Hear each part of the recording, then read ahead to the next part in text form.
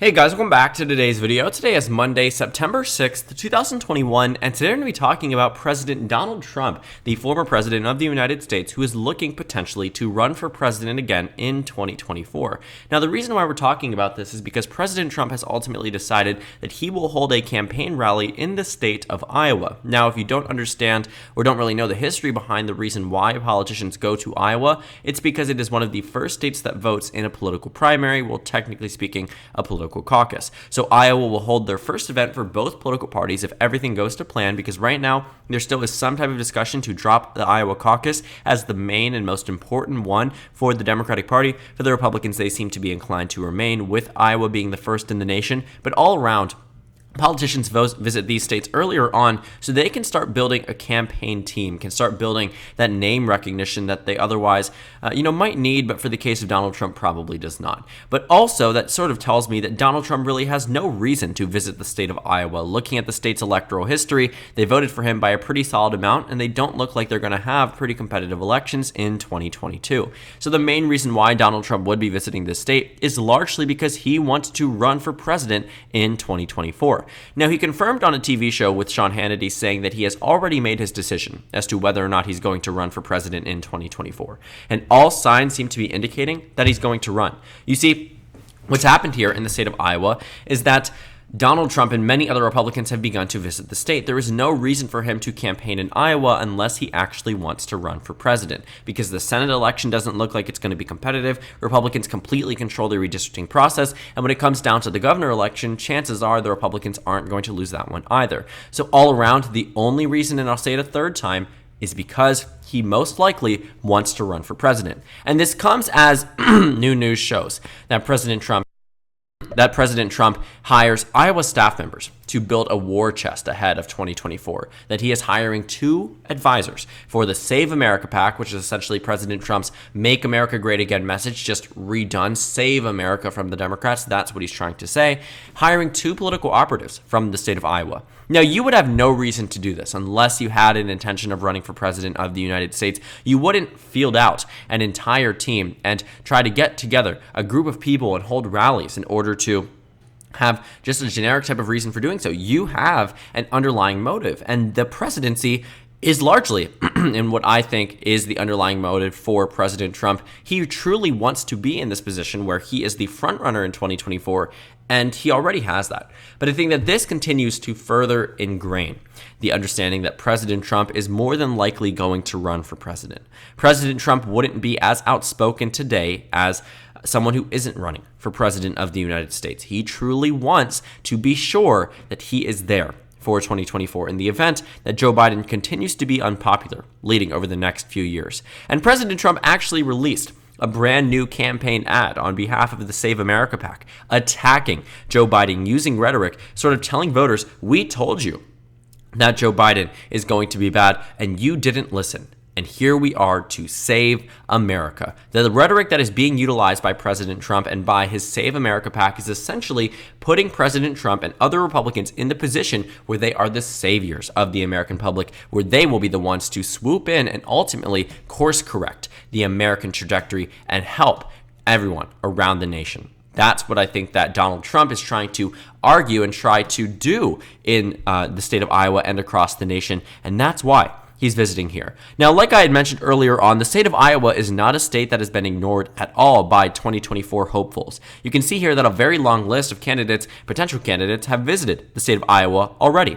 President Trump is going to be holding a campaign there in Iowa in the future. Tom Cotton has already visited the state of Iowa. Ted Cruz has visited Iowa. Marco Rubio has visited Iowa. Mike Pence has been to Iowa. Nikki Haley, Mike Pompeo, Kristi Noem. A lot of these top names, very, very, very well-known names, visiting Iowa largely because I think they want to run for president of the United States, and some very powerful ones, to say the least. What does Tom Cotton from Arkansas have to do in Iowa? It's up across Abe Lincoln, I'm sure, but other than that, there's no real reason as to why Tom Cotton would be in Iowa from Arkansas. No reason why Ted Cruz would visit the state. He won the Iowa caucus, though, in 2016. He might be trying to win it again in 2024. Iowa has not correctly chosen a Republican victor in the 21st century through their first competition. Marco Rubio Visiting Iowa, what does Florida and Iowa have in common other than the fact that they shifted towards Donald Trump in 2016 and voted for him both times? Other than that, what is the real reason why Marco Rubio is there? Why is Mike Pence there? Why is Nikki Haley there? Why is Mike Pompeo there? Kristi Noem? What is so fascinating about the 6 electoral votes in the state of Iowa? It's the first in the nation, and that's what these people want. And that's what President Trump wants. This visitation towards Iowa for the first time since the 2020 election isn't by chance. This is not some type of he threw a dart at the map and decided, let me hold a rally there. He knows exactly what he's doing, and it's working because right now he undoubtedly is the front runner in the 2024 race. You can actually see in the polling data, not just the political betting market, but in the polling data that President Trump, when included, always leads. In fact, more recently, the last time I covered this, he was polling at around 40% nationwide. Today, Donald Trump nears 70% in terms of overall amount of people that would support him in 2024 amongst Republicans. Nearly 70% of the Republicans are on his side. So he has been consistently holding on to this group. At a low point was at 38. Keep in mind, he won the 2016 primary with just 44% of the vote. For him to be at 70% nearly already, it's a done deal. There is no chance that anyone defeats him in the event that this happens. Ron DeSantis comes in second, around 10%.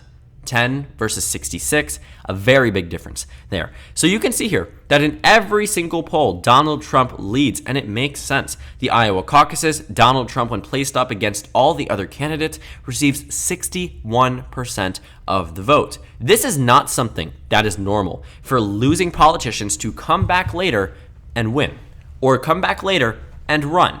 But on the side of President Trump and his supporters, this election was rigged. This election was not a legitimate one in their eyes. They believe that the election was stolen by Joe Biden, stolen by the Democratic Party. And it's unfortunate to see, but that's just the reality of it all, that this wing of the American public has that belief that the election was taken from them, that the election was stolen from them, that the election was rigged. That's what they believe. So for them to go back on 2024, they truly believe President Trump is the rightful president and thus will support him in 2024. And it makes perfect sense.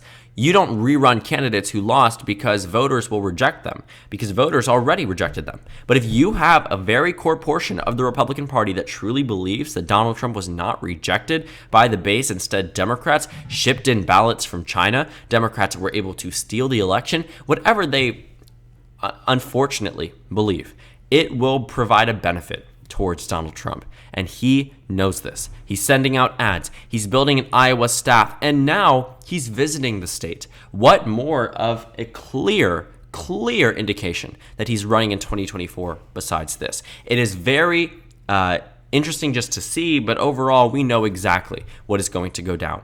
And unfortunately, for many other top Republican potential contenders, this means that their campaigns are effectively over. The next time they can run is in 2028. Probably 2027 when they actually announce, but 2028. And that's considering that someone of the Trump family doesn't decide to run.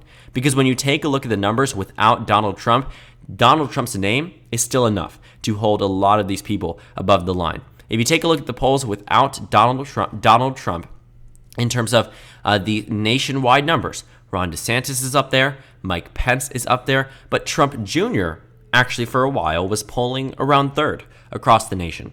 Donald Trump Jr. sometimes 12%, 10% of the vote. That is more than Mitt Romney, Marco Rubio, Tim Scott, Mike Pompeo, Josh Hawley, Nikki Haley, Ted Cruz. A lot of these names that are reputable names, Donald Trump Jr. seems to be taking the lead there, getting a significant portion of the vote because of his name, because of who he knows, because of who his father is, because of who he is meant to embody, politically speaking. Quite fascinating, to say the least. But all around here, there's this phenomenon that President Trump is highly regarded and highly respected within the Republican Party, even after losing towards President Biden. And Donald Trump has consistently made a note that he is going to be politically active in 2022 by any means necessary. He will be campaigning in Georgia, Arizona, Pennsylvania, Wisconsin. And while that won't be rhetoric that would have worked with our 2020 electorate, What's to say the same amount of people will be as inspired to vote in 2022? What's to say that minority citizens in Georgia and Arizona will have an incentive to vote in 2022 if Democrats currently hold a trifecta? You see, Democratic voters in specific become very complacent with where they stand. It's something that they need to work on if they are to win future elections. Because when turnout is down, Republicans do better. And the reason being, Republicans turn out at the highest rate. You take a look at the demographic groups that are most likely to vote Republican. Older voters, they are also more likely to vote. White voters, also more likely to vote. And richer voters, also more likely to vote. All three of that grouping amongst the highest likely to vote. Amongst the top 1% of this nation, voter turnout is 98%. Rich people vote, and because of issues on the economy, in many cases, they vote for the GOP. So when looking at 2022, while Donald Trump campaigning in a climate a month ago might not have been too beneficial for some of these candidates because Joe Biden was approved of by the same amount that he was on Election Day, the climate is different. There's been about an 11-point reduction in the amount of net support that Joe Biden has received from just a month ago. That is a significant decrease and cannot be ignored. The Democratic Party is in an unfortunate position, but they can get out of this rut. But as of right now, Donald Trump has every incentive to campaign ahead of 2022, to visit states such as Iowa, because even though he may not be declaring his candidacy for 2024 yet, or may not be on the ballot in 2022, keeping his name well and alive is something that he needs to do in order to win in 2024. I honestly can see Donald Trump running for president in 2024. As of right now, it actually seems to be one of the more likelier options, especially with Joe Biden falling out of favor. Donald Trump really isn't in favor either, but still, it's at a position where he can still say both of us are disapproved of, and yet Donald Trump was only the real one who was able to defy expectations despite being disapproved of by a very consistent amount across the nation. And another thing that I want to point out is that some things might benefit Donald Trump or might indicate that he should run. Emerson College just released a brand new poll where they pitted Donald Trump against Joe Biden in the 2024 presidential race. Donald Trump beat him by 1 point. Now, this doesn't seem super impressive for President Trump, but it absolutely is because of the reason of the popular vote. You see, Joe Biden led by 7-8 points, consistently speaking, in the popular vote against Donald Trump in the preliminary election polling data. Well, obviously, it narrowed down to a 5-point victory for Joe Biden. But for Donald Trump to be up 1 point, you're talking about flips in states such as Minnesota, flips in states such as New Hampshire, potentially Colorado, New Mexico, Virginia. Those are states that if Donald Trump was to win the popular vote, could come down to extremely narrow margins. Because a Republican should not win the popular vote for the next few elections simply because Democrats have more people. But when it comes down to an issue of turnout, when it comes down to an issue of some of these people turning on the Democratic Party, that's when it gets more difficult to actually win elections. That's when it gets increasingly harder. And for Donald Trump now to be the frontrunner for 2024, he absolutely seems to be in a position where he is inclined to run. The polling data is letting him run. He's sending out TV ads. He has a staff team now in the state of Iowa. He's leading in the political prediction betting markets. He's leading in the preliminary polling data for the 2024 race 3 years out. He's averaging nearly 70% support. Again, he won in 2016 with just 44% of support because of the Republican Party's plurality victory type of wins that really benefits the winner of individual primaries for obvious reasons. But, some cases, for example, South Carolina, Donald Trump only received 32.5% of the vote, yet won 100% of the delegates. Fascinating, to say the least.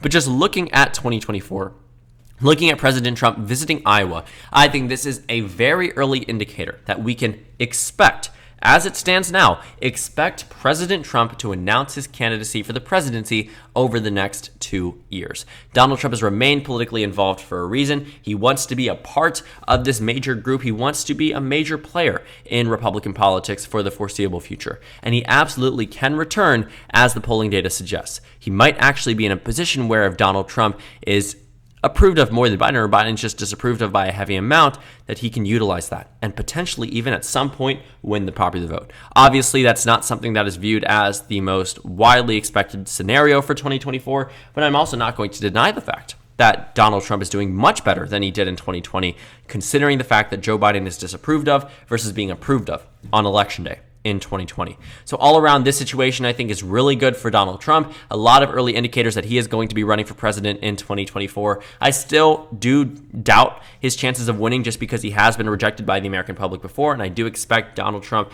to push himself further down, Joe Biden to push himself further upwards. But all around, I will say that as it stands now, a snapshot in American politics as it stands on September 6th, 2021, Donald Trump probably has a better shot at the presidency now than he will on election day in 2024, at least for right now, considering the popular vote numbers that have just come out from Emerson College and a number of other data points and a number of indicators that President Trump will genuinely be running in 2024. So thank you guys so much for watching this video.